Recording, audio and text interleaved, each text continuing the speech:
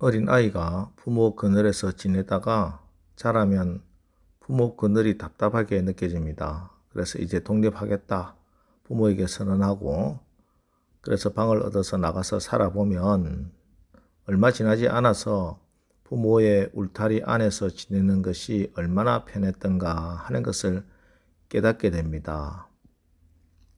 그런데 이것은 사실 어른이 되기 위해서 적응하고 또 그렇게 독립해야 하는 문제죠. 문제는 우리 인생에 하나님의 울타리가 사라져 버리고 나면 그때는 정말 우리 인생에 심각한 위기가 다가오는 것입니다. 오늘 우리가 읽은 이사야 5장 말씀은 하나님의 백성들을 하나님께서 울타리로 보호하시고 돌보아 주셨는데 그 울타리가 사라진 이후에 겪는 고통을 말씀하고 있습니다. 그럼 도대체 왜 이 울타리가 사라졌는지, 하나님은 왜 울타리를 거두시는지, 그리고 그 후에 겪는 어려움은 무엇인지 오늘 말씀을 통해서 함께 나누고 은혜 받기를 원합니다. 오늘 하나님께서 그 내용을 포도원의 비유로 설명하고 계십니다. 포도원의 주인 되시는 하나님께서 자신의 포도원을 어디에 둘까 고민하시다가 아주 기름진 산에다 포도원을 두기로 작정하셨습니다. 그리고 그 기름진 산에 포도원을 두면서 많은 수고를 아끼지 않았습니다. 땅을 파고 돌을 제하고 그리고 극상품 포도나무를 가져다가 심었습니다. 수확 후에 포도주를 만들 술틀도 이미 준비해 놓았습니다. 그리고 울타리를 아주 든든하게 하나님께서 만들어 두셨습니다. 이렇게 여름 내내 수고하여 포도나무를 가꾸고 이제 포도를 수확할 철이 되었습니다. 그런데 그 결과가 어떻게 되었습니까? 2절 말씀 끝에 보니까 좋은 포도 맺기를 바랐더니 들포도를 맺었도다. 포도나무에는 쓴맛이 나고 독성이 있어 먹을 수 없는 들포도가 열렸습니다. 이렇게 들포도를 얻을 것이었다면 농부가 기름진 땅에다 포도원을 만들지도 않았을 것이고 땅을 파고 돌을 제하는 수고도 하지 않았을 겁니다. 그런데 이렇게 수고했음에도 불구하고 좋은 포도 맺기는커녕 들포도만 맺히게 된 이 사실, 이걸 어떻게 받아들여야 하겠습니까? 농부는 우선 자신을 돌아봅니다. 혹시 내가 농사를 게으르게 지었는가? 열심을 다해서 수고하지 않았는가? 4절 보십시오. 내가 내 포도원을 위하여 행한 것 외에 무엇을 더할 것이 있으랴? 내가 좋은 포도 맺기를 기다렸거늘 들포도를 맺으면 어찌 됨인고?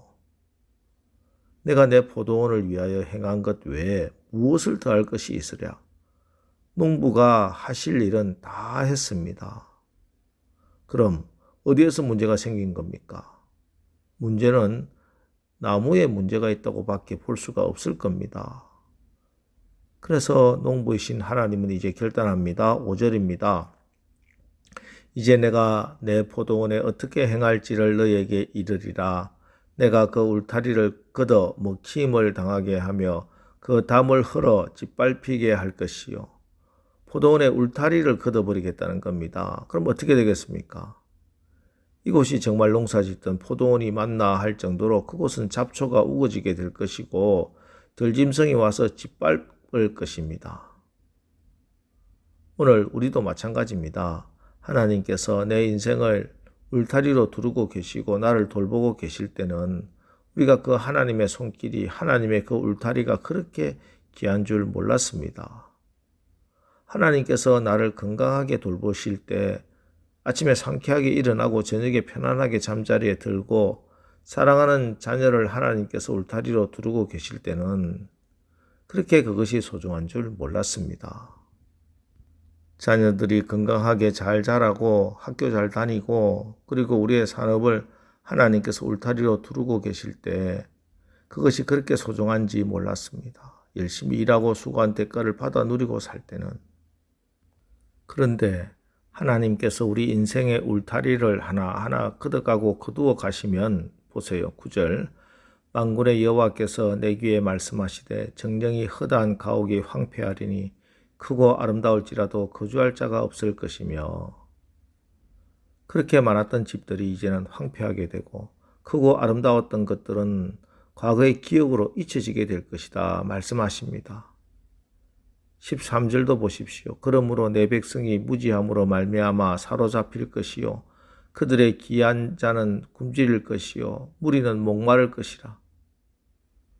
북이스라엘은 아수르가, 남유다는 바벨론이 침공할 것이고 이방 민족의 말밥굽에 짓밟히게 될 것이라는 말씀입니다.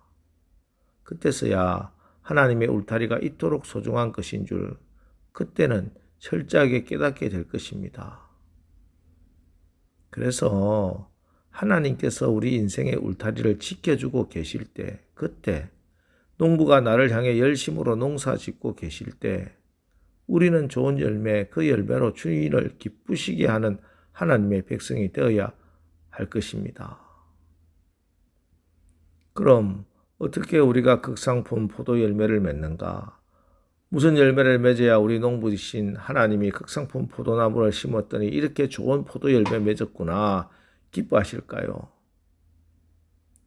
이에 대한 해답을 우리 주님은 요한복음 15장 포도나무 가지 비유에서 이렇게 말씀하십니다.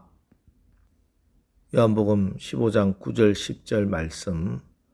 아버지께서 나를 사랑하신 것 같이 나도 너희를 사랑하였으니 나의 사랑 안에 거하라. 내가 아버지의 계명을 지켜 그의 사랑 안에 거하는 것 같이 너희도 내 계명을 지키면 내 사랑 안에 거하리라. 그렇습니다. 주님이 포도나무가 되시고 우리가 가지가 되어 포도나무 대신 주님께 꼭 붙어서 풍성한 열매로 하나님께 영광을 돌리게 되는 그 열매는 사랑입니다. 주님의 사랑 안에 거하고 또 가지된 우리가 서로 사랑하는 것이 우리가 맺게 되는 열매인 것입니다.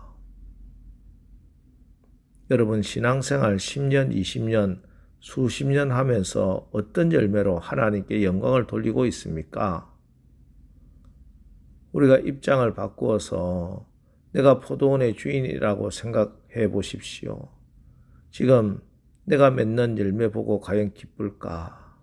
하나님은 나에게 정말 극상품의 포도 열매를 성령의 사랑의 열매를 원하시는데 나는 그저 형식적인 종교 생활들 들포도의 열매만 맺어서 하나님 이거라도 받으십시오 하고 성의 없이 하나님께 던져드리고 있는 건 아닌지 우리 자신이 인생에 그리고 신앙생활에 맺고 있는 열매 냉정하게 돌아볼 수 있기를 바랍니다. 그리고 오늘 말씀으로 훈계를 받아서 이제는 성령 안에서 말씀 위에 굳게 서서 농부이신 하나님이 기대하신 대로 오늘 여러분의 하루의 삶 속에 주님이 기뻐하시는 그 사랑과 소망과 믿음의 극상품 열매가 주렁주렁 열리기를 주님의 이름으로 축원합니다. 기도하겠습니다. 하나님, 우리를 사랑하시어 아름다운 포도원, 포도나무 되신 주님의 몸, 교회를 허락하시고 우리를 극상품 포도나무로 심어주시니 감사합니다. 우리가 참 포도나무 되신 예수님께 잘 붙어서 귀한 극상품의 포도 열매를 주님을 사랑하고 이웃을 사랑하고 어떤 상황 가운데서도 소망 잃어버리지 않는 굳건한 믿음으로 하나님이 우리를 보시면서 내가 좋은 포도 맺기를 바랐더니 과연 좋은 포도를 맺었도다 하고 칭찬받는 오늘 하루 살게 하옵소서. 예수님의 이름으로 기도합니다. 아멘. 자, 이제 오늘 말씀을 붙들고 주여 오늘 우리가 포도나무 되신 우리 주님께 주님의 말씀에 꼭 붙어서 하나님이 원하시는 극상품 포도 열매 맺는 삶을 살게 하옵소서. 오늘 말씀을 붙들고 우리 합심해서 기도하고 나가겠습니다. 우리 기도하겠습니다.